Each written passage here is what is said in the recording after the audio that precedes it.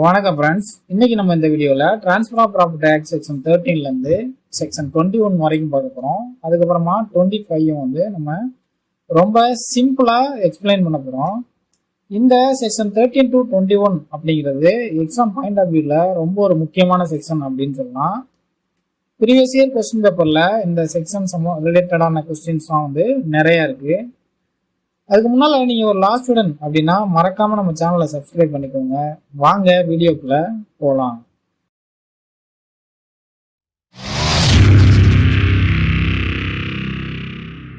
First வந்து நம்ம transfer of property ஆக்டில் செக்ஷன் 13 பற்றி ரொம்ப டீட்டெயிலாக பார்க்க போகிறோம். செக்ஷன் 13 பொறுத்த வரைக்கும் நம்ம ட்ரான்ஸ்ஃபர் ஆஃப் ப்ராப்பர்ட்டி ஆக்டில் செக்ஷன் 5ல என்ன சொல்லியிருப்பாங்க அப்படின்னா, ஒரு ப்ராப்பர்ட்டியை வந்து டிரான்ஸ்ஃபர் பண்ணணும் அப்படின்னா கண்டிப்பாக இன்டர் வைவோஸ் அப்படின்னு சொல்கிற 2 லிவிங் பர்சனுக்கு இடையில தான் டிரான்ஸ்ஃபர் பண்ண முடியும் அப்படின்னு சொல்லியிருப்பாங்க. ஆனால் அதற்கு எக்ஸப்ஷனாக இந்த செக்ஷன் 13ல என்ன சொல்லியிருப்பாங்க அப்படின்னா, ஒரு ப்ராப்பர்ட்டியை அன்பார்ன் பர்சனுக்கு, அதாவது பிறக்காத ஒரு நபருக்கு டிரான்ஸ்ஃபர் பண்ணுறோம் அப்படின்னா அது எப்படி வந்து அஃபெக்ட் ஆகும் அப்படிங்கிறத இந்த ட்ரான்ஸ்ஃபர் ப்ராப்பர்ட்டி ஆக்ட் செக்ஷன் 13ல வந்து சொல்லியிருப்பாங்க. இந்த transfer of property act section 13ஐயும் 14ஐயும் தெளிவாக நம்ம அண்டர்ஸ்டாண்ட் பண்ணால் மட்டும்தான் அடுத்தடுத்து வர்ற செக்ஷன்ஸை படிக்கிறதுக்கு நம்மளுக்கு ரொம்ப ஈஸியாக இருக்கும். இப்போ இந்த transfer of property act section 13ல என்ன சொல்லியிருப்பாங்க அப்படின்னா, நம்ம பொதுவாக வந்து ஒரு லிவிங் பர்சனுக்கும் இன்னொரு லிவிங் பர்சனுக்கு தான் டிரான்ஸ்ஃபர் வந்து பண்ண முடியும். ஆனால் ஒரு சில விஷயங்கள் செய்கிறதன் மூலமாக இனிமேல் பிறக்க போகிற இப்போதைக்கு உயிரோடவே இல்லாத ஒரு நபருக்கும் டிரான்ஸ்ஃபர் பண்ணலாம் அப்படின்னு சொல்லியிருப்பாங்க. அதற்கு என்ன பண்ணணும் அப்படின்னு இதில் சொல்லியிருப்பாங்க அந்த செக்ஷனில் அப்படின்னா, நம்ம பிறக்காத ஒரு நபருக்கு நம்முடைய சொத்தை எழுதி வைக்கணும் அப்படின்னா அதற்கு முன்னாட ஒரு லிவிங் பர்சனுக்கு, அதாவது உயிரோட இருக்கிற ஒரு நபருக்கு வந்து நம்ம அந்த சொத்தை வந்து டிரான்ஸ்ஃபர் பண்ணணும். அந்த நபர் வந்து அந்த சொத்தை அவரோட ஆயுள் முழுக்க லைஃப் இன்ட்ரெஸ்ட்டை வந்து என்ஜாய் பண்ணிக்கலாம். அதாவது அவருக்கு எந்த ஒரு அப்சல்யூட் ரைட்டுமே கிடையாது. அந்த சொத்தை பொறுத்த வரைக்கும் அவர் வந்து என்ஜாய் மட்டும் தான் பண்ண முடியும். அவர் இருக்கிற வரைக்கும் அந்த சொத்தை வந்து அனுபவம் மட்டும்தான் செய்ய முடியும். அந்த மாதிரி ஒரு டிரான்ஸ்ஃபரை ஏற்படுத்தி அடுத்ததா பிறக்க போற ஒரு குழந்தைக்கு நம்ம வந்து அப்சல்யூட்டா எழுதி கொடுக்கலாம் அப்படின்னு சொல்லியிருப்பாங்க. உதாரணமா பார்த்தோம் அப்படின்னா, ஏ அப்படிங்கிறவரு தன்னோட ப்ராப்பர்ட்டிய அவரோட ஒய்ஃபுக்கு வந்து எழுதி வைக்கிறாரு. அவர் என்ன சொல்றாரு அப்படின்னா, அவங்களுடைய ஒய்ஃப் இறந்ததுக்கு அப்புறமா அந்த ப்ராப்பர்ட்டி வந்து அவருடைய குழந்தைக்கு போகும் அப்படின்னு சொல்லியிருப்பாரு. இந்த சுச்சுவேஷன்ல ஒரு பிறக்காத ஒரு குழந்தைக்கு வந்து நம்ம ஒரு சொத்தை எழுதி வைக்கிற மாதிரி ஒரு சூழ்நிலை இருக்கு. இவர் இதுல என்ன பண்ணியிருக்கிறார் அப்படின்னா, நம்ம செக்ஷன் 13ல பார்த்த மாதிரி ஒரு லிவிங் பர்சனுக்கு, உயிரோட இருக்கிற ஒரு நபருக்கு எழுதி வச்சு அதற்கு அடுத்ததா அவர் இறந்ததுக்கு அப்புறமா அந்த குழந்தைக்கு வந்து அந்த ப்ராப்பர்ட்டி வந்து டிரான்ஸ்ஃபர் ஆகும் அப்படின்னு தெளிவா வந்து அவர் சொல்லி இருக்கிறதுனால இது இந்த செக்ஷன் 13க்கு கீழே இந்த ஒரு டிரான்ஸ்ஃபர் வந்து வேலிட் அப்படின்னு கருதப்படும்.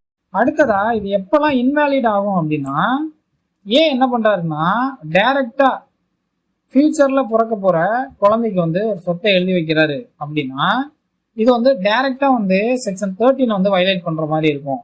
அதாவது ஒரு அன்பார்ன் பர்சன் வந்து பிறக்காத ஒரு நபருக்கு வந்து சொத்தை எழுதி கொடுக்குறாரு. இப்போ செக்ஷன் 5 படி ஒரு லிவிங் பர்சன் வந்து லிவிங் பர்சனுக்கு மட்டும்தான், அதாவது உயிரோட இருக்கிற நபர் வந்து உயிருள்ள நபருக்கு மட்டும்தான் சொத்தை வந்து டிரான்ஸ்ஃபர் பண்ண முடியும் அப்படின்னு transfer of property act section 5 வந்து மென்ஷன் பண்ணியிருக்கு. அதன் அடிப்படையில் இவர் என்ன பண்றாரு அப்படின்னா, இவர் இனிமே பிறக்கக்கூடிய ஒரு குழந்தைக்கு, உயிரே இல்லாத ஒரு நபருக்கு எழுதி கொடுக்கும்போது அதை டைரக்டா செக்ஷன் 13க்கு கீழே தான் அவர் வந்து எழுதி கொடுக்க முடியும். அதாவது ஒரு உயிருள்ள நபருக்கு அந்த சொத்தை எழுதி வச்சு அவர் லைஃப் டைம் வரைக்கும் அந்த சொத்தை அனுபவிச்சுக்கலாம் அப்படின்னு சொல்லி அதுக்கு அடுத்ததான் அந்த குழந்தைக்கு வந்து எழுதி வைக்கலாம். அந்த மாதிரியான சூழ்நிலைகள்ல மட்டும்தான் எழுதி வைக்க முடியுமே தவிர டைரக்டா இனிமே பிறக்க போற ஒரு குழந்தைக்கு நான் வந்து இந்த சொத்தை எழுதி வைக்கணும் அப்படின்னு சொல்றது வந்து இன்வாலிடா கருதப்படும். அடுத்ததா செக்ஷன் 14 பொறுத்த வரைக்கும் ரூல் அகெயின்ஸ்ட் பெர்பெச்சுவிட்டி அப்படின்னு சொல்லலாம். அதாவது தலைமுறைக்கும் ஒரு சொத்தை வந்து நம்ம டிரான்ஸ்ஃபர் பண்ண முடியாது அப்படின்னு சொல்லுவாங்க. அதாவது காலங்காலமா ஒரு சொத்தை அனுபவிக்கிற மாதிரி ஒரு டிரான்ஸ்ஃபரை வந்து நம்ம உருவாக்க முடியாது. அதாவது பொதுவா சட்டம் எப்பொழுதுமே ஒரு ப்ராப்பர்ட்டி அப்படிங்கிறது ஒரு முடிவே இல்லாம ஒரு குறிப்பிட்ட ஜெனரேஷன் மட்டுமே அனுபவிக்கிறதுக்கு அலோவ் பண்றது இல்லை. அதுக்காக தான் செக்ஷன் 14 என்ன சொல்லியிருப்பாங்க அப்படின்னா, நீங்க உங்களுடைய தலைமுறைக்கும் ஒரு சொத்தை எழுதி வைக்கிறீங்க அப்படின்னா அது அந்த டிரான்ஸ்ஃபர் இன்வேலிட் அப்படின்னு சொல்லியிருப்பாங்க. பொதுவா ஒரு சொத்தை எவ்வளவு நாள் வரைக்கும் எழுதி வைக்கலாம் அப்படின்னு சொல்லியிருப்பாங்கன்னா, செக்ஷன் 13ல சொன்ன மாதிரி ஒரு லிவிங் பர்சனோட லைஃப் ஃபுல்லா அவர் என்ஜாய் பண்ற மாதிரியும், அதுக்கு அடுத்ததா ஒரு 18 இயர்ஸ் வரைக்கும் தான் அந்த சொத்தை எழுதி வைக்கிறதுக்காக அந்த வெயிட்டிங் பீரியடா கொடுத்துருப்பாங்க. எதுக்காக இந்த ரூல் கொடுத்துருக்காங்க அப்படின்னா, ஒரு ப்ராப்பர்ட்டி அப்படிங்கிறது ஃப்ரீயா டிரான்ஸ்ஃபர் பண்ண முடியதா இருக்குன்னு தவிர 100-200 வருஷம் ஒரு குறிப்பிட்ட ஜெனரேஷனுக்கு மட்டும் அந்த ப்ராப்பர்ட்டி லாக் ஆகி இருக்கக்கூடாது அப்படிங்கிறத தவிர்க்கிறதுக்காக அந்த ரூல் கொண்டு வந்திருப்பாங்க. உதாரணமா ஏ ப்ராப்பர்ட்டிய பிக்கு கொடுக்குறாரு, அவரோட லைஃப் ஃபுல்லா அனுபவிச்சுக்கலாம் அப்படின்னு சொல்லிட்டு.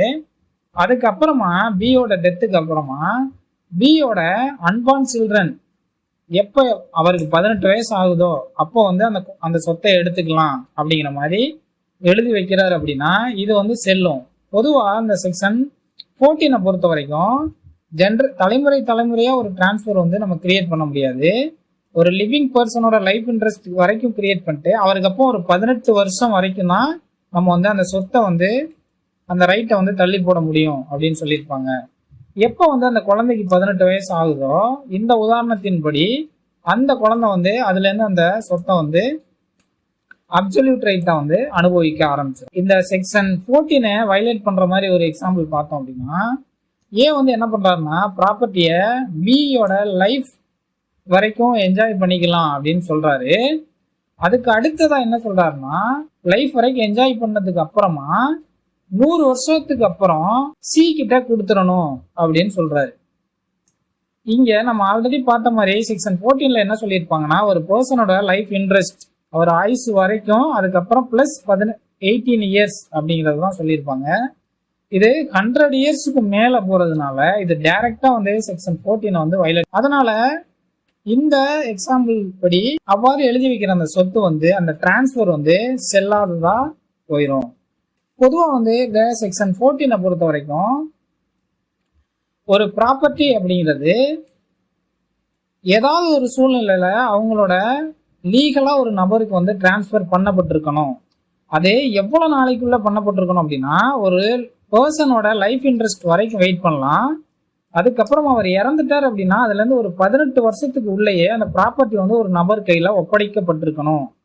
அப்படி ஒப்படைக்கப்படுற மாதிரியான டிரான்ஸ்ஃபர் மட்டும்தான் வேலிட் அப்படிங்கிறத இந்த செக்ஷன் 14 ரொம்ப தெளிவா எக்ஸ்பிளைன் பண்ணியிருக்கோம். அடுத்ததா டிரான்ஸ்ஃபர் ஆஃப் ப்ராப்பர்ட்டி ஆக்ட்ல செக்ஷன் 15 நம்ம பார்க்க போறோம். ஆல்ரெடி நம்ம செக்ஷன் 13ல ஒரு பிறக்காத ஒரு நபருக்கு எழுதி வைக்கணும் அப்படின்னா, ஒரு நபர் உயிரோட இருக்கிற ஒரு நபருக்கு எழுதி வச்சு அவரோட லைஃபுக்கு அப்புறமா அந்த பிறக்காத நபருக்கு போகணும் அப்படின்னு சொல்லி தான் எழுதி வைக்கலாம்னு பார்த்தோம். அதே போல செக்ஷன் 14 படி அந்த பிறக்காத நபருக்கு எழுதி வைக்கும் பொழுது எத்தனை வருஷத்துக்குள்ள அவருக்கு அந்த ரைட் போகணும் அப்படிங்கிறத நம்ம பார்த்தோம். அதாவது உயிருள்ள நபர் இறந்ததுல இருந்து 18 வருஷத்துக்குள்ள அந்த ப்ராப்பர்ட்டி அவர் கைக்கு போற மாதிரி தான் ஒரு டிரான்ஸ்ஃபர் நம்மளால கிரியேட் பண்ண முடியும். ஒரு 20 வருஷம் கழிச்சு அந்த ப்ராப்பர்ட்டி போற மாதிரி நம்மளால டிரான்ஸ்ஃபர் பண்ண முடியாது அப்படிங்கிறத நம்ம பார்த்தோம். இந்த 2 செக்ஷனையும் இன்னும் கொஞ்சம் எக்ஸ்பிளைன் பண்ற மாதிரி இந்த செக்ஷன் 15 அமைஞ்சிருக்கும்.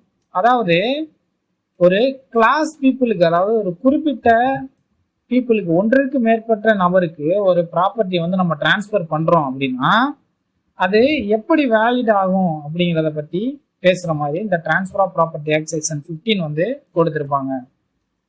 இந்த செக்ஷன் அடிப்படையில நம்ம ஒன்றிற்கு மேற்பட்ட ஒரு நபர், ஒரு கிளாஸ் ஆஃப் பீப்புளுக்கு நம்ம டிரான்ஸ்ஃபர் பண்றோம் அப்படின்னா அந்த டிரான்ஸ்ஃபர் அதோட செல்லும் தன்மை எப்படி இருக்கும் அப்படிங்கிறத நம்ம பார்ப்போம். ப்ராப்பர்ட்டி ஒருத்தர் எழுதி கொடுக்குறாருன்னா, உனக்கு பிறக்கிற எல்லா குழந்தைகளுக்கும் இந்த சொத்து, இந்த ப்ராப்பர்ட்டியை நான் டிரான்ஸ்ஃபர் பண்றேன் அப்படின்னு எழுதி கொடுக்குறாரு அப்படின்னா, இல்ல உன்னுடைய மகன்கள் அனைவருக்கும் இந்த டிரான்ஸ்ஃபர் பண்றேன் அப்படின்னு எழுதி கொடுக்குறாரு அப்படின்னா, இல்ல உன்னுடைய பேர குழந்தைகள் அனைவருக்கும் நான் அந்த சொத்தை டிரான்ஸ்ஃபர் பண்றேன் அப்படின்னு எழுதி கொடுக்குறாரு அப்படின்னா, பேர குழந்தைகள் அனைவரும் அப்படின்னு அழைக்கப்படும் பொழுது ஒரு 10 குழந்தைகள் இருந்தாலும் அவங்க எல்லாருக்குமே அந்த சொத்து போகுமா, யார் யாருக்கு போகும் யார் யாருக்கு போகாது அப்படிங்கிறத தெளிவா எக்ஸ்பிளைன் பண்றதான் இந்த செக்ஷன் வந்து. இந்த செக்ஷன் படி என்ன சொல்றாங்க அப்படின்னா, ஒரு உதாரணமா ஏ வந்து ஒரு ப்ராப்பர்ட்டியை டிரான்ஸ்ஃபர் பண்றாரு. என்ன சொல்லி பண்றாருன்னா, to all children of B அப்படின்னு சொல்றாரு. பிக்கு பிறக்கிற பியோட அனைத்து குழந்தைகளுக்கும் அப்படின்னு சொல்றாரு. இன்க்ளூடிங் அன்பார்ன் ஒன்ஸ் அப்படின்னு சொல்றாரு. அதாவது பியோட அனைத்து குழந்தைகளுக்கும், அது அந்த குழந்தை பிறக்காமல் இருந்தாலும் அந்த குழந்தைக்கு வந்து இந்த டிரான்ஸ்ஃபரை வந்து நான் கிரியேட் பண்றேன் அப்படின்னு சொல்றாரு. இப்போ டிரான்ஸ்ஃபர் வந்து ஒருத்தர் எழுதி வச்சாரு அப்படின்னா, அந்த டிரான்ஸ்ஃபர் வந்து எப்பையில இருந்து எஃபெக்ட்டுக்கு வருதோ, உதாரணமா இந்த எக்ஸாம்பிள்ல ஏ வந்து இறந்ததுக்கு அப்புறமா அந்த ப்ராப்பர்ட்டி வந்து எஃபெக்ட்டுக்கு வருது அப்படின்னா, பிக்கு வந்து 2 குழந்தைங்க இருக்காங்க அப்படின்னு வைங்க, எக்ஸ் அண்ட் ஒய் அப்படின்னு 2 குழந்தைங்க இருக்காங்க அப்படின்னா, அந்த ப்ராப்பர்ட்டி எழுதி வச்ச நபர் இறந்ததுக்கு அப்புறமா ஒரு குழந்தை பிறக்குது அப்படின்னா, இந்த மாதிரியான சூழ்நிலையில இந்த உயிரோட இருக்கிற குழந்தைக்கு, ஆல்ரெடி இருக்கிற குழந்தைகளுக்கு மட்டும்தான் இந்த சொத்து வந்து போறதா கருதப்படும். அவர் இறந்ததுக்கு அப்புறமா பிறந்த குழந்தைக்கு வந்து சொத்து போகாது. ஏன் அப்படின்னு கேட்டோம்னா, நம்ம ஆல்ரெடி பார்த்த மாதிரி செக்ஷன் 13ல ஒரு பிறக்காத குழந்தைக்கு எழுதி வைக்கணும்னா ஒரு லைஃப் இன்ட்ரெஸ்ட் கிரியேட் பண்ணி அப்புறம் தான் எழுதி வைக்க முடியும். ஆனா இதுல இவர் என்ன சொல்லியிருப்பாருன்னா, உன்னுடைய குழந்தைகள் அனைவருக்கும் அப்படின்னு சொல்லியிருப்பாரு. இங்க உனக்கு அப்புறம் அப்படிங்கிற எந்த ஒரு லைஃப் இன்ட்ரெஸ்டையும் கிரியேட் பண்ணியிருக்க மாட்டாரு. அதனால அதுக்கப்புறமா பிறக்கிற அந்த அன்பார்ன் சைல்டுக்கு வந்து அந்த ப்ராப்பர்ட்டி வந்து போகாம இருக்கு. தெளிவா அண்டர்ஸ்டாண்ட் பண்ணணும் அப்படின்னா, இந்த செக்ஷன் 15 பொறுத்த வரைக்கும் ஒரு 10 நபர்களுக்கு ஒரு சொத்து எழுதி வைக்கிறாங்க அப்படின்னா, அந்த 10 நபர்களும் செக்ஷன் 13 படியும் 14 படியும் லீகலான ஒரு பர்சன்ஸா இருந்தா அவங்களுக்கு அந்த சொத்து போகும். மாறா செக்ஷன் 14ஐயும் செக்ஷன் 13ஐயும் அவங்க வயலேட் பண்ற மாதிரியான இருந்துச்சு அப்படின்னா அவங்களுக்கு அந்த சொத்து வந்து போகாது அப்படிங்கிறத இங்க நம்ம தெளிவா தெரிஞ்சுக்கணும். ஏன்னா இந்த செக்ஷன் 13 மற்றும் 14ஓட தெளிவான எக்ஸ்பிளனேஷன் தான் இந்த செக்ஷன் 15. அடுத்ததா டிரான்ஸ்ஃபர் ஆஃப் ப்ராப்பர்ட்டி ஆக்ட்ல செக்ஷன் 16 என்ன சொல்லி இருக்கு அப்படின்னா, ஒரு டிரான்ஸ்ஃபர் வந்து பீரியட் இன்ட்ரெஸ்ட் ஃபெயில் ஆகுறாங்க அப்படின்னா அந்த டிரான்ஸ்ஃபரோட செல்லும் தன்மையை பற்றி சொல்லியிருக்கு. நம்ம உதாரணமா பார்த்தோம் அப்படின்னா, ராம் அப்படிங்கிற ஒரு நபர் வந்து அவருடைய இடத்த ஒரு கிஃப்ட் டீட் வந்து எழுதுறாரு. அதுல என்ன சொல்றாருன்னா, என்னுடைய இடம் வந்து என்னுடைய சொந்தக்காரன ராஜுக்கு வந்து அவரோட லைஃப் டைம் வரைக்கும் அவர் என்ஜாய் பண்ணிக்கலாம், அதுக்கு அடுத்ததா அவருடைய லைஃபுக்கு அப்புறமா அனிலுக்கு போகும் அப்படின்னு எழுதுறாருன்னா, இப்போ அந்த கிஃப்ட் டீட்ல அந்த அந்த அவரோட பொசஷனே அவர் கைக்கு வரல. இப்போ அந்த அந்த கிஃப்ட் டீட் எழுதி கொடுத்த அடுத்த நாளே வந்து அந்த பீரியட் இன்ட்ரெஸ்ட் வந்து இறந்துடுறாரு அப்படின்னா, அந்த ராஜுங்கிற நபர் வந்து இறந்துடுறாருன்னா, அந்த கிஃப்ட் டீடின் அடிப்படையில் அந்த சொத்தை வந்து அவர் பொசஷன் அவரோட கண்ட்ரோலுக்கே வந்து அந்த சொத்து போகலை. அப்படி இருக்கும் பொழுது 3வது நபருக்கு அவருடைய ஃப்ரெண்டான அனிலுக்கு வந்து போகுமா அப்படின்னு கேட்டா, அதை பற்றி தெளிவாக எக்ஸ்பிளைன் பண்ணுறது தான் இந்த செக்ஷனாக இருக்கு. இந்த செக்ஷன் படி ஒரு பீரியட் இன்ட்ரெஸ்ட் அப்படிங்கிற ஒரு இல்லாமல் போனாலோ, அவர் இறந்துட்டாரோ, இல்லை ஏதேனும் ஒரு சூழ்நிலையில் அவருக்கு சட்டம் வந்து அவரை பீரியட் இன்ட்ரெஸ்ட்டாக அனுமதிக்கலை அப்படின்னாலும் அந்த டிரான்ஸ்ஃபர் வந்து வேலிட் தான் அப்படின்னு சொல்லுது.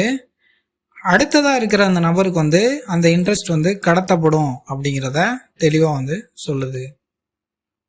இதில் நம்ம முக்கியமாக ஞாபகம் வச்சுக்க வேண்டிய விஷயம் என்ன அப்படின்னா, இப்போ ஒரு டிரான்ஸ்ஃபரில் 2 பர்சன் இருக்காங்க அப்படின்னா, ஃபர்ஸ்ட் பர்சனுக்கு எந்த ரைட்டுமே இல்லாமல் போகுது அப்படின்னா செகண்ட் பர்சனுக்கு அந்த ப்ராப்பர்ட்டி 100% போகும் அப்படிங்கிறது தான். ஆனால் அப்படி நடக்கிற அந்த டிரான்ஸ்ஃபர் வந்து லீகலாக நடந்திருக்கணும். செக்ஷன் 13, 14 படி ஒரு லீகலாக நடந்திருக்கணும். இப்போ இதே வந்து ராம் என்ன சொல்றாரு அப்படின்னா, ராஜோட லைஃபுக்கு அப்புறமா அந்த லேண்ட் வந்து அனிலோட அன்பார்ன் கிராண்ட்சனுக்கு போட்டோம் அப்படின்னு ஒரு கிஃப்ட் டீட் போடுறாரு அப்படின்னா, இது வந்து டைரக்டா வந்து செக்ஷன் 13ல என்ன சொல்லியிருப்பாங்கன்னா, ஒரு அன்பார்ன் பர்சனுக்கு ஒரு லேண்ட் போகணும் அப்படின்னா ஃபர்ஸ்ட் வந்து ஒரு லைஃப் இன்ட்ரெஸ்ட்டை கிரியேட் பண்ணி அதற்கப்புறம் தான் அந்த அன்பார்ன் பர்சனுக்கு வந்து போக முடியும். அந்த லைஃப் இன்ட்ரெஸ்டே வந்து அந்த குழந்தை பிறக்கிறதுக்கு முன்னாடியே இறந்துருது அப்படின்னா அந்த குழந்தைக்கு அந்த சொத்து வந்து எந்த வகையிலையும் போகாது அப்படிங்கிறத தெளிவாக சொல்றது தான் இந்த செக்ஷன் 16 இருக்கு. முதல்ல இருக்கிற நபரோட ரைட் வந்து ஃபெயில் ஆகுது அப்படின்னா செகண்டாக இருக்கிற நபருக்கு வேலிட் ஆகும். ஆனால் ஒரு சில சூழ்நிலையில் அந்த டிரான்ஸ்ஃபரே தவறாக பண்ணியிருந்தாங்க அப்படின்னா செகண்ட் இருக்கிற அந்த நபருக்கு அந்த சொத்து வந்து போகாது. அடுத்ததா செக்ஷன் 17ல் என்ன சொல்லியிருப்பாங்க அப்படின்னா டைரக்ஷன் ஆஃப் அக்குமுலேஷன் அப்படிங்கிறத சொல்லியிருப்பாங்க. அக்குமுலேஷன் அப்படின்னா என்னன்னா, நான் ஒரு ஒரு இடத்த வந்து எழுதி கொடுக்குறேன் அப்படின்னா அந்த இடத்துல ஒரு 10 வீடு இருக்கு அப்படின்னா அந்த வீட்டிலேருந்து வர்ற ரெண்டல் வந்து நான் ஒரு குறிப்பிட்ட வருஷத்துக்கு எழுதி கொடுக்குற நபர்கிட்ட சொல்லிடுவேன். ஒரு குறிப்பிட்ட வருஷம் இதுலேருந்து வர்ற ரெண்டை எடுத்து இந்த நபர்கிட்ட நீங்கள் ஒப்படைக்கணும் அப்படிங்கிறத சொல்லிடுவேன். அப்படி நான் சொல்லி ஒரு உயில் எழுதுனேன் அப்படின்னா அந்த அக்குமுலேஷன் டைரக்ஷன் எத்தனை வருஷத்துக்கு எழுதலாம், எந்தெந்த விஷயம்லாம் அதோட எக்ஸப்ஷன் அப்படிங்கிறத சொல்றது தான் அந்த direction of accumulation section 17 of transfer of property act. இந்த செக்ஷன் 17 அடிப்படையில் ஒரு சொத்துலேருந்து வர்ற ப்ராஃபிட்டை நான் ஒரு குறிப்பிட்ட நாளைக்கு சேவ் பண்ண சொல்லி சொல்றதுக்கான ரைட் வந்து எனக்கு இருக்கு.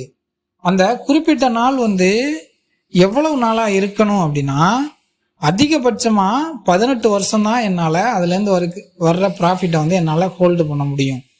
ஏன் இந்த ரூல் கொண்டு வர்றாங்க அப்படின்னா ஒரு ப்ராப்பர்ட்டி அப்படிங்கிறது கண்டிப்பாக அந்த ப்ராப்பர்ட்டியை நம்ம யூஸ் பண்ணி அதை என்ஜாய் பண்ணணும். அதை ஒரு குறிப்பிட்ட நாளைக்கு லாக் பண்ணி வைக்கிறது அப்படிங்கிறது முடியாது.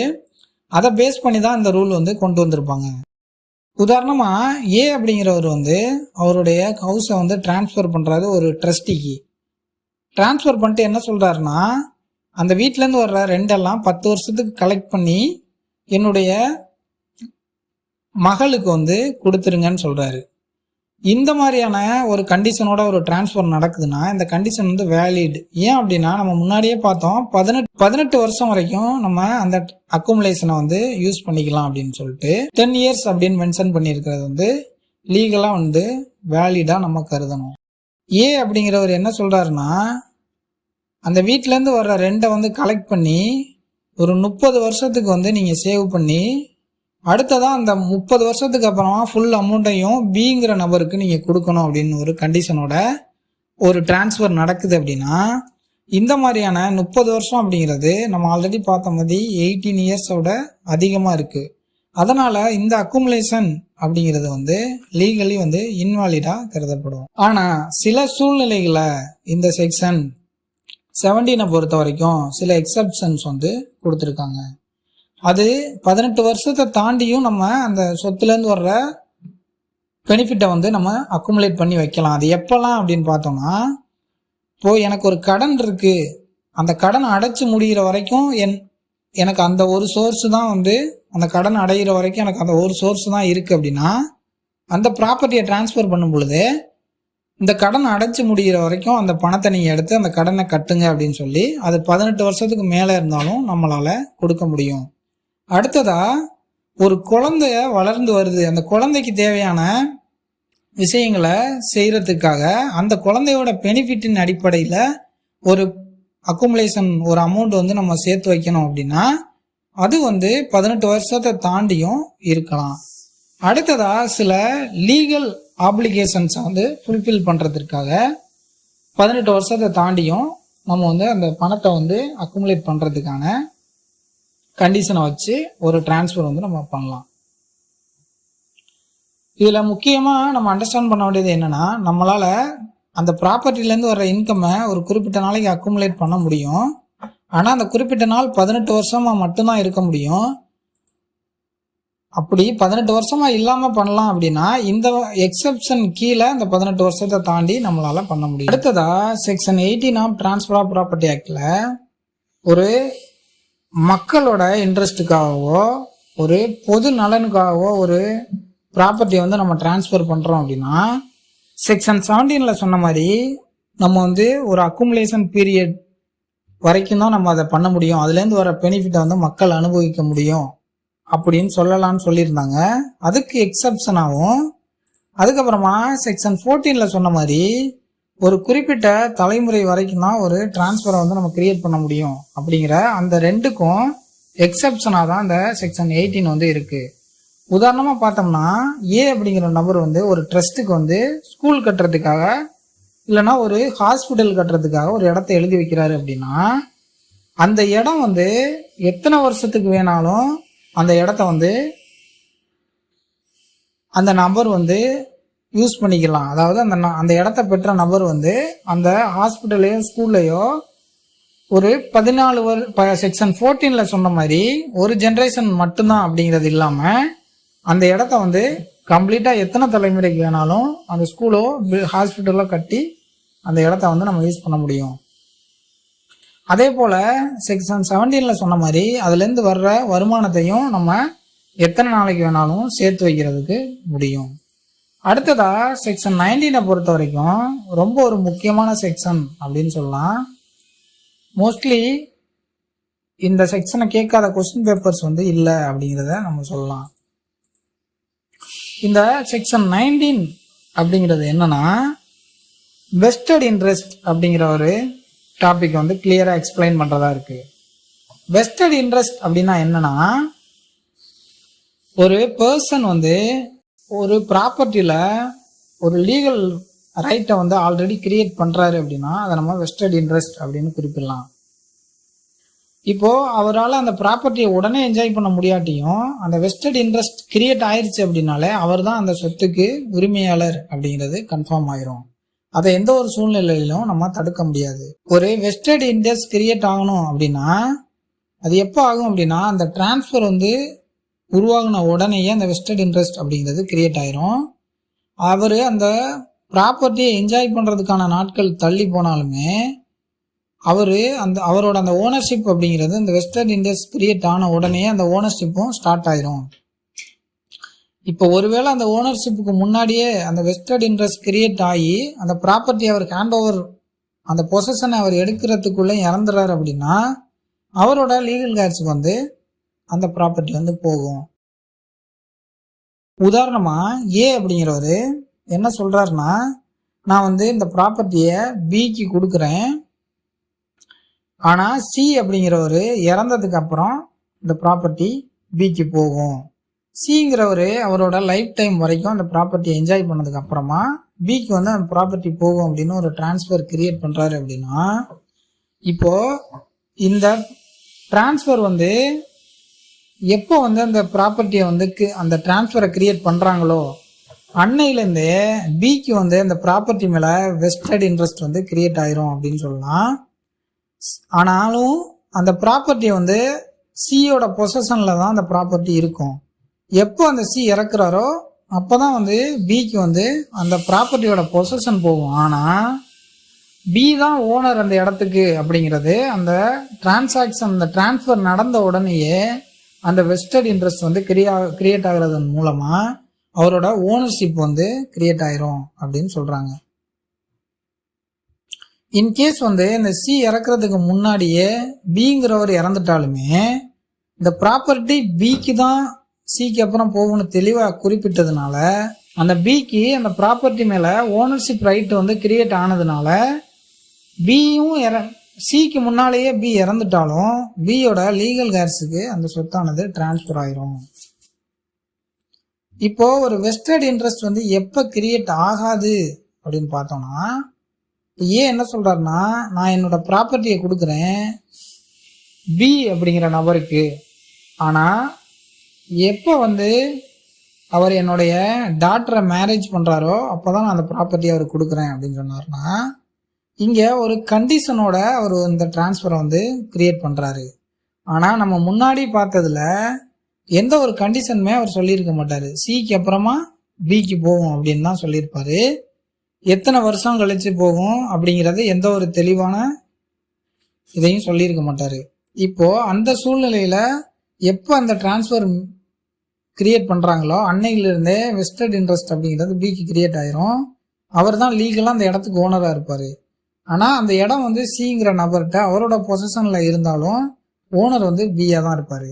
ஆனா இங்க என்ன சொல்றாங்கன்னா பிங்கிறவருக்கு எப்போ போகும்னா அவரோட ஏங்கிறவரோட பொண்ணை கல்யாணம் பண்ணதுக்கு அப்புறம் தான் போகணும். ஒரு கண்டிஷனோட ஒரு டிரான்ஸ்ஃபர் பண்றாரு அப்படின்னா இது வந்து வெஸ்டட் இன்ட்ரெஸ்ட் ஆகாது. இது வந்து ஒரு கண்டிஷனை ஃபுல்ஃபில் பண்ணதுக்கு அப்புறமா தான் இது வந்து அந்த வெஸ்டட் இன்ட்ரெஸ்ட்ங்கிறத அவர் கிரியேட் ஆகும் அப்படின்னு சொல்றாங்க.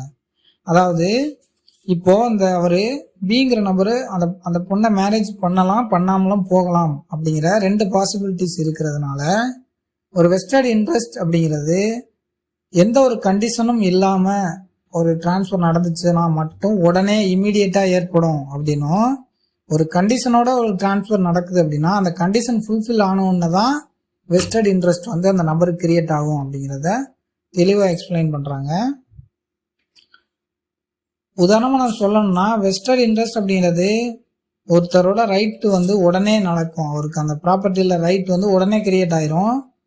ஆனால் அவரோட பொசஷன் அந்த ப்ராப்பர்ட்டியை அவர் உரிமை எடுக்கிறதுக்கு கொஞ்ச நாள் ஆனாலுமே அந்த ரைட் அவருக்கு கிரியேட் ஆயிரும். அடுத்ததா செக்ஷன் 20 பொறுத்த வரைக்கும், இப்போ நம்ம செக்ஷன் 19ல் வெஸ்டட் இன்ட்ரெஸ்ட் ஒரு நபருக்கு கிரியேட் ஆகுறத பற்றி பார்த்தோம். ஆனால் நம்ம செக்ஷன்ல 13ல பார்த்த மாதிரி செக்ஷன் 13லையும் இதை தான் சொல்லியிருப்பாங்க. ஒரு அன்பார்ன் பர்சனுக்கு ஒரு சொத்தை எழுதி வைக்கணும் அப்படின்னா முதல்ல நம்ம ஒரு லிவிங் பர்சன் உயிரோட இருக்கிற நபருக்கு எழுதி வச்சு அவரோட லைஃபுக்கு அப்புறம் தான் அந்த குழந்தைக்குன்னு நம்ம எழுதி வைக்கணும் அப்படின்னு சொல்லியிருப்பாங்க. இதுல அந்த குழந்தைக்கு எப்ப அந்த சொத்து மேல உரிமை உண்டாகுது, எப்போ அந்த குழந்தை லீகலா அந்த சொத்துக்கு ஓனர் ஆகுது அப்படின்னு பார்த்தோம்னா அதை எக்ஸ்பிளைன் பண்றதுக்கு தான் அந்த செக்ஷன் 20 அப்படிங்கிறத தெளிவா கொடுத்துருப்பாங்க. இதுல என்ன சொல்லியிருப்பாங்கன்னா, ஒரு அன்பார்ன் பர்சனுக்கு ஒரு ப்ராப்பர்ட்டி டிரான்ஸ்ஃபர் ஆகுது அப்படின்னா அந்த அன்பார்ன் பர்சன் எப்போ வெஸ்டட் இன்ட்ரெஸ்ட் கிரியேட் ஆகும் அப்படின்னா அவங்க பிறந்த உடனேயே கிளியர் ஆயிரும், அன்லெஸ் அந்த டிரான்ஸ்ஃபர்ல எதுவும் குறிப்பிடலை அப்படின்னு சொல்லியிருப்பாங்க. உதாரணமா இப்போ ஒருத்தர் ஒரு ப்ராப்பர்ட்டியை ஒரு அன்பார்ன் பர்சனுக்கு எழுதி வைக்கிறாரு அப்படின்னா இந்த குழந்தை பிறந்து 10 வருஷம் கழிச்சு அந்த குழந்தைக்கு போயிடும் அப்படின்னு சொல்லாம எந்த ஒரு வருஷமே குறிப்பிடாம அந்த குழந்தைக்கு தான் அந்த சொத்து அப்படிங்கிறத ஒரு லிவிங் பர்சனுக்கும் அதுக்கு அடுத்து அந்த குழந்தைக்கும் அப்படின்னு எழுதி வைக்கிறாரு அப்படின்னா அந்த குழந்தை எப்போ பிறக்குதோ அப்பையிலேருந்தே அந்த வெஸ்டட் இன்ட்ரெஸ்ட் அந்த ஓனர்ஷிப் ரைட் அந்த குழந்தைக்கு கிரியேட் ஆயிரும். ஆனா இந்த பிங்கிற நபருக்கு இடையில இருக்கிற அந்த லைஃப் இன்ட்ரெஸ்ட் உள்ள ஒரு பர்சனுக்கு அவர் இறக்குற வரைக்கும் அந்த சொத்தை அவர் தான் அனுபவிப்பாரு, அதுக்கப்புறம் தான் அந்த குழந்தைக்கு போகும். ஆனாலுமே அந்த ஓனர்ஷிப் ரைட் அந்த குழந்தைக்கு பிறந்த உடனே கிரியேட் ஆயிரும் அப்படிங்கிறத சொல்றாங்க. அடுத்ததான் நம்ம செக்ஷன் 21 பார்த்தோம் அப்படின்னா, நம்ம முன்னாடியே பார்த்த மாதிரி ஒரு கண்டிஷனோட ஒரு டிரான்ஸ்ஃபர் நடக்குது அப்படின்னா அது கண்டிஜென்ட் இன்ட்ரெஸ்ட் அப்படின்னு நம்ம சொல்லலாம். அந்த விஷயம் நடக்கவும் நடக்காமலும் போகலாம் அப்படிங்கிற 2 விஷயம் இதுல இருக்கு. எப்போ அந்த கண்டிஷன் ஃபுல்ஃபில் ஆகுதோ அப்பதான் அந்த வெஸ்டட் இன்ட்ரெஸ்ட் அப்படிங்கிறது அந்த நபருக்கு கிரியேட் ஆகும் அப்படிங்கறத எக்ஸ்பிளைன் பண்றது தான் செக்ஷன் 21 எக்ஸ்பிளைன் பண்ணுது. இதுல முக்கியமான விஷயம் நம்ம கவனிக்க வேண்டியது என்னன்னா, ஒரு கண்டிஷன் அப்படிங்கிறது ஃபியூச்சர்ல நடக்க போற ஒரு ஈவெண்ட்டை பேஸ் பண்ணி இருக்கணும். அந்த கண்டிஷன் ஃபுல்ஃபில் ஆகலை அப்படின்னா அந்த பர்சனுக்கு எதுவுமே கிடைக்காது. அந்த கண்டிஷன் ஃபுல்ஃபில் ஆயிருச்சு அப்படின்னா அந்த பர்சன் ப்ராப்பர்ட்டியை எடுத்துப்பாரு.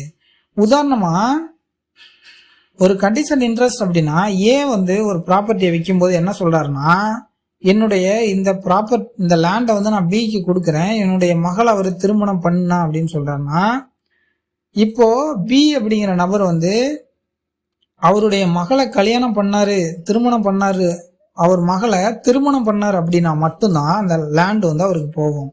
அவர் அப்படி செய்யலை அப்படின்னா அவருக்கு ஒன்றும் இந்த உயில் படி இந்த கண்டிஷன் படி அவருக்கு எதுவும் கிடைக்காது. இப்போ இன்னொரு எக்ஸாம்பிள்ல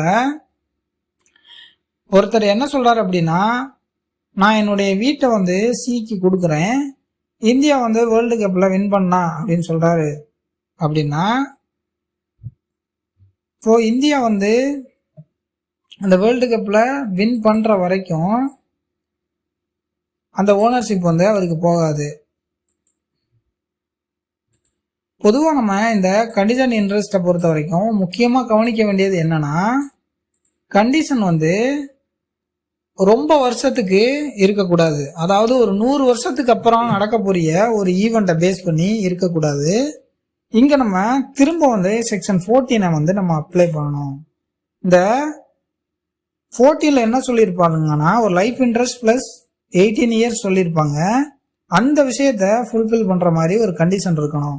ஃபியூச்சரில் அப்படின்னு சொல்கிறது அந்த லைஃப் இன்ட்ரெஸ்ட் ப்ளஸ் 18 இயர்ஸாக இருக்கணுமே தவிர அதை தாண்டி ஒரு 100 வருஷம் கழிச்சு 200 வருஷத்துக்கு அப்புறமா அப்படிங்கிற கண்டிஷன் வந்து நம்ம இங்கே கொடுக்க முடியாது அப்படிங்கிறது தெளிவாக நம்ம அண்டர்ஸ்டாண்ட் பண்ணிக்கணும். அடுத்ததாக ட்ரான்ஸ்ஃபர் ஆஃப் ப்ராப்பர்ட்டி ஆக்டில் செக்ஷன் 25 பொறுத்த வரைக்கும் இப்படி நம்ம இந்த செக்ஷன் 21 சொல்கிற கண்டிஷனில் எந்தெந்த கண்டிஷன்லாம் இன்வாலிட் கண்டிஷன் அப்படிங்கிறத சொல்லியிருப்பாங்க. அதாவது இல்லீகலாக ஒரு விஷயத்தை செய்ய சொல்கிறதோ, ஒரு இம்பாசிபிளான ஒரு விஷயத்தை செய்கிறதோ, இல்லை மொராலிட்டிக்கு எகென்ஸ்டாக இருக்கிற ஒரு விஷயத்தையோ, இல்லை பப்ளிக் பாலிசிக்கு எகென்ஸ்டாக இருக்கிற ஒரு விஷயத்தையோ நம்ம செய்ய சொல்கிறது எல்லாமே இன்வாலிட் கண்டிஷன் அப்படின்னு சொல்கிறாங்க. உதாரணமாக இம்பாசிபிள் கண்டிஷனுக்கு ஒரு உதாரணம் என்னன்னா, நான் வந்து உங்களுக்கு என்னோட இடத்த எழுதி தர்றேன், நீங்கள் 3 நிலவு வரைக்கும் ஜம்ப் பண்ணீங்க அப்படின்னா இது இம்பாசிபிளான ஒரு விஷயம். இந்த மாதிரி ஒரு கண்டிஷனை கொடுக்கும் பொழுது இந்த கண்டிஷன் மாதிரியான ஒரு டிரான்ஸ்ஃபர் வந்து வாய்டாக மாறிடும். அடுத்ததா இல்லீகல் கண்டிஷனை பொறுத்த வரைக்கும் நீங்கள் இன்னொரு நபரை கொலை பண்ணாக்க நான் உங்களுக்கு இந்த சொத்தை எழுதி தரேன் அப்படின்னு சொல்கிறது வந்து அதுவும் வந்து இல்லீகலான ஒரு விஷயத்தை செய்கிறதுனால இந்த டிரான்ஸ்ஃபர், இந்த கண்டிஷன், இந்த மாதிரியான டிரான்ஸ்ஃபர் வந்து வாய்ட் ஆயிரும். அடுத்ததா இம்மாரல் கண்டிஷனை பொறுத்த வரைக்கும் நான் உனக்கு இந்த இடத்த தர்றேன், நீங்கள் உங்களுடைய கணவருடன் வாழாமல் நீங்கள் தனியாக வாழ்ந்தீங்கன்னா அப்படிங்கிறது ஒரு இம்மாரல், ஒரு மொராலிட்டிக்கு எகெயின்ஸ்டாக இருக்குது. அதனால் இந்த மாதிரியான கண்டிஷனும் வந்து செல்லாது அப்படிங்கிறத, ஒரு வாய்டு அப்படிங்கிறத செக்ஷன் 25 சொல்லியிருப்பாங்க. கண்டிஷன் எகெயின்ஸ்ட் பப்ளிக் பாலிசியை பொறுத்த வரைக்கும் உங்கள் ஒய்ஃபை வந்து நீங்கள் டிவோர்ஸ் பண்ணிட்டீங்க அப்படின்னா நான் உங்களுக்கு இந்த சொத்தை தர்றேன் அப்படிங்கிறது இங்கே டிவோர்ஸை வந்து என்கரேஜ் பண்ணுற மாதிரி இருக்குது. இது பப்ளிக் பாலிசிக்கு எகெயின்ஸ்டாக இருக்குது. இந்த மாதிரியான ஒரு கண்டிஷன் வந்து இருக்குது அப்படின்னா இது எல்லாமே வந்து வாய்ட் அப்படின்னு சொல்லியிருப்பாங்க. அதாவது செக்ஷன் 21 நம்ம பார்த்த மாதிரி கண்டிஜென்ட் இன்ட்ரெஸ்ட் அப்படிங்கிறதுக்கு என்னென்ன மாதிரியான கண்டிஷன்லாம் கொடுக்க கூடாது அப்படிங்கிறத எக்ஸ்பிளைன் பண்ணுற மாதிரி செக்ஷன் 25 வந்து எக்ஸ்பிளைன் பண்ணியிருக்கோம். இந்த வீடியோவில் நம்ம transfer of property act section 13 21 அதுக்கப்புறமா 25 வந்து நம்ம டீட்டெயிலாக பார்த்துருக்கோம். உங்களுக்கு இந்த வீடியோவில் எதுவும் டவுட் இருந்துச்சு அப்படின்னா மறக்காமல் கமெண்ட்டில் சொல்லுங்கள். இது போல் இன்னும் பல வீடியோக்கள் நம்ம சேனலில் இருக்குது, தொடர்ந்து வாட்ச் பண்ணுங்கள். தேங்க்யூ ஃபார் வாட்சிங். Have a great day.